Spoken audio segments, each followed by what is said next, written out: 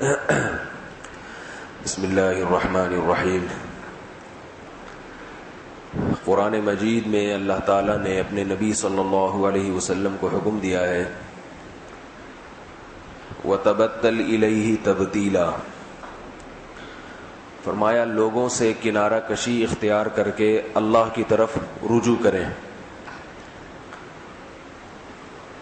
یعنی سب لوگوں سے منہ موڑ کر اپنا رخ کس طرف کر لیں؟ اللہ کی طرف۔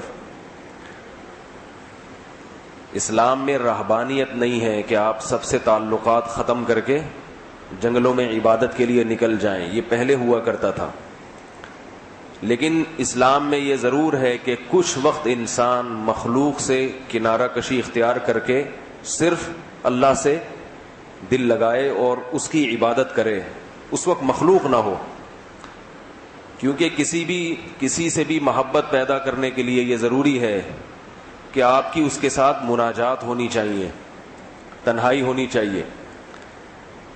اس آیت کے نازل ہونے کے بعد نبی صلی اللہ علیہ وسلم تہجد کا بہت زیادہ اہتمام کیا کرتے تھے۔ دن میں تو آپ صلی اللہ علیہ وسلم کے بہت سارے کام تھے، بیوی بچے بھی تھے، اس میں دعوت و تبلیغ کا کام بھی تھا، تو جو ایک انسان کی دن بھر کی مصروفیتیں ہوتی ہیں اس میں وہ لوگوں سے الگ تھلگ نہیں ہو سکتا، اور ہونا بھی نہیں چاہیے اس کو، کیونکہ دنیا بھی چلانی ہے۔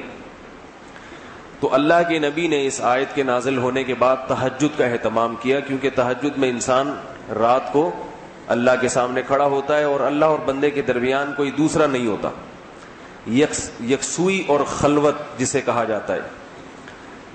تو یہ جو رمضان کے آخری عشرے میں اعتکاف کیا جاتا ہے، یہ بھی حقیقت میں اسی آیت پر عمل ہے۔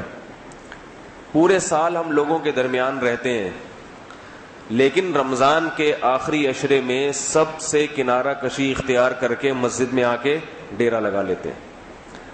بھی وہاں حرم کے امام نے جب وہاں کل اعتکاف شروع ہوا تو اعتکاف سے پہلے انہوں نے تھوڑا سا بیان کیا، مسجد نبوی کے امام نے، اس بیان میں انہوں نے ایک بڑی اچھی بات کہی۔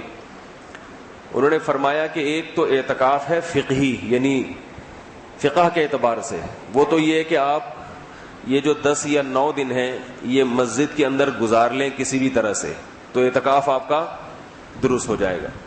لیکن یہ اعتکاف کی روح نہیں ہے، روح نہیں ہے۔ جیسے ایک روزہ ہے، دن میں آپ بھوکے پیاسے رہ لیں تو روزہ تو ہو جائے گا، لیکن روزے کے مقاصد کب حاصل ہوں گے؟ جب روزے کو روزے کے طریقے سے گزارا جائے، اس میں غیبتوں سے بچا جائے، تلاوت کا اہتمام کیا جائے۔ تو اعتکاف فقہی اعتبار سے تو پورا ہو جاتا ہے، آپ 10 دن کسی بھی طرح سے آخری عشرے میں مسجد میں آ کے پڑھ جائیں، چاہے سارا دن سوتے رہیں، کچھ بھی نہ کریں، تو معتکف تو کہلائیں گے آپ۔ لیکن اعتکاف کی جو روح ہے وہ حاصل نہیں ہوگی۔ وہ روح کیا تھی کہ لوگوں سے ہر ایک سے کنارہ کشی اختیار کر کے اپنے آپ کو اللہ کے سامنے پیش کر دینا۔